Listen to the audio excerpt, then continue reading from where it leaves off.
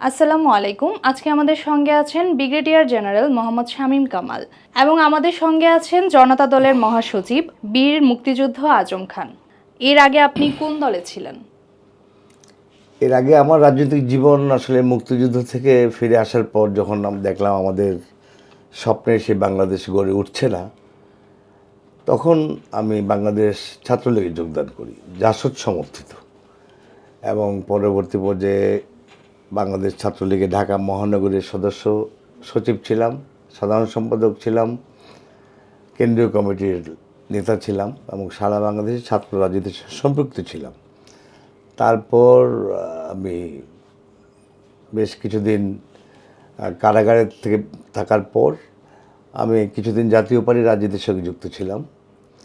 পরে 2019 সালে আমি রাজনীতি থেকে অবসর গ্রহণ করি, কারণ আমার কাছে মনে হয়েছে আমরা রাজনীতিবিদরা ব্যর্থ। এই 54 বছরে যারা নেতৃত্ব দিয়েছি তারা দেশকে কিছুই দিতে পারিনি, যে কারণে সেই দায়িত্ব নিয়ে ব্যর্থতার গ্লানি মাথায় নিয়ে জাতির কাছে ক্ষমা চেয়ে প্রেস কনফারেন্স করে রাজনীতি থেকে অবসর নিয়েছিলাম। এই যে রাজনীতি থেকে আপনি অবসর নিলেন, আবার কেন রাজনীতিতে ফিরে আসলেন?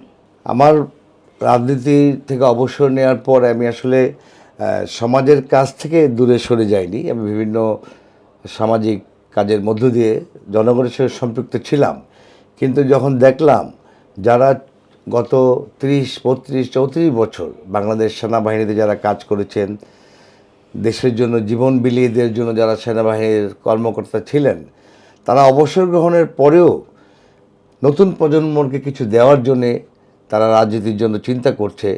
এবং তারা জনতার দল যখন তৈরি করলেন, তখন আমাকে বললেন যে আমরা জেনারেলরা অবসর গ্রহণ করতে গিয়ে অবসর নেইনি, আমরা জাতিকে কিছু দিতে চাই। তাদের এই কথাটা আমার খুব ভালো লাগলো, যে আমরা সারা জীবন দেশ থেকে নিয়েছি, এবার দেশকে দিয়ে যেতে চাই নতুন প্রজন্মের জন্য। ওনাদের এই আদর্শ উদ্বুদ্ধ হয়ে আমি সেনা কর্মকর্তাদের আহ্বানে, বিশেষ করে আমাদের চেয়ারম্যান, মাননীয় চেয়ারম্যান জেনারেল শামীম কামালের আহ্বানে আমি আবার রাজনীতিতে সক্রিয় হই এবং ইনশাআল্লাহ সক্রিয় থাকব। এখন আপনাদের এই দলের উদ্দেশ্য কি? আমাদের মূল উদ্দেশ্য হলো আমরা নতুন প্রজন্মের জন্য রাজনীতির একটা ক্ষেত্র সৃষ্টি করব। 54 বছর অনেক বড় বড় প্রভাবশালী নেতারা রাষ্ট্র ক্ষমতায় ছিলেন, তারা এই দেশে দুর্নীতি ছাড়া এবং মানুষকে হতাশা করা ছাড়া, ভয়ভীতি দেখানো ছাড়া কিছুই দিতে পারেনি। তা আমরা এই সামরিক অফিসার এবং রাজনৈতিক ব্যক্তিত্ব এবং এনজিওর লোক, আমলা, যারা ভালো আমলা, ওদেরকে নিয়ে যে দলটা করেছি, এই দলের মধ্য দিয়ে আমরা ভালো মানুষকে রাজনীতিতে সম্পৃক্ত করার একটা প্রক্রিয়া আছি।